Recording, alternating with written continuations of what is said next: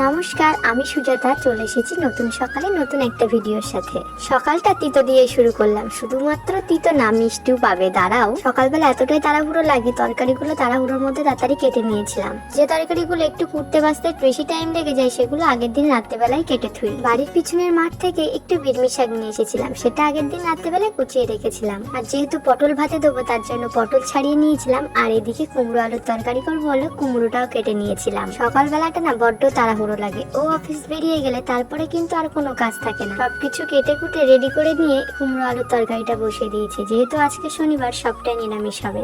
আজকে রান্না বান্নায় অত বাটাবাটি কিছুই রাখিনি, 5 ফোড়ন দিয়ে কুমড়ো আলুর তরকারিটা করে নিয়েছিলাম। তারপরে আগের দিন মাংস রান্না করেছিলাম, সেটার আলু একটু বেশি হয়ে গেছিল বলে ফ্রিজে রেখে দিয়েছিলাম। আজ সেটাই কুচিয়ে নিয়ে ভাজা করে নিয়েছিলাম। শনিবার করে শাশুড়ি নিরামিষ খাই, সেই জন্য কিন্তু বাড়িতে নিরামিষ হয়, সেদিনকে আর বাড়িতে আমিষ রাখি। কিন্তু আগের দিনে যদি আমিষ তরকারি থাকে সেগুলো কিন্তু আমরা গরম করে স্বামী স্ত্রী খেয়ে নিই। পরে সেই বির্মি শাক আর আলু কুচিয়ে রেখেছিলাম, সেটাই রান্না করতে বসিয়ে দিয়েছি।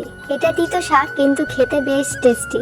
আমার তো বেশ খেতে ভালো লাগে। এখন যেই সবজি খাবে না কেন সব কীটনাশক সার দিয়ে বড় করা। এটা হচ্ছে আজ আবার প্রকৃতির কোলে বেড়ে ওঠা সবজি, খেতে তো একটু টেস্ট হবে। আর আগের দিনের মাংস রাখা ছিল ফ্রিজে একটু, ওর জন্য সেটাই ফ্রিজ থেকে বার করে একটু গরম করে দিলাম ওকে।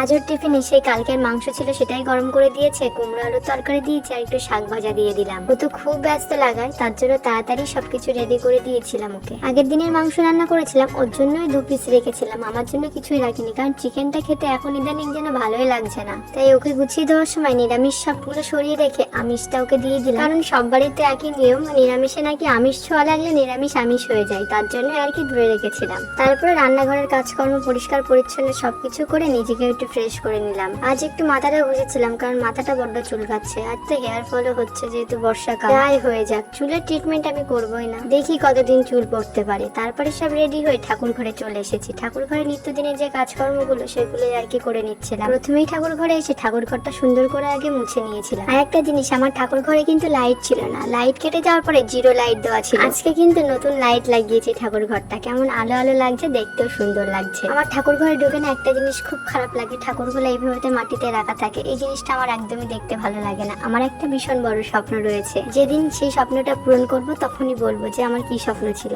ওদিকে সব কাজকর্ম গুছিয়ে এবার পেট পুজো করতে চলে এসেছি। আজ রান্না করেছিলাম সকালে পটল সিদ্ধ দিয়েছিলাম, আর কুমড়ো আলুর তরকারি করেছিলাম, আর সাথে বির্মি শাক আলু ভাজা করেছিলাম, আর একটু আলু ছিল সেটাও বললাম ভাজা করে নিয়েছিলাম। এই হলো সকালের মেনু। আজ ভিডিওটা এখানে এন্ড করছি, দেখা হবে নেক্সট ভিডিওতে। So by.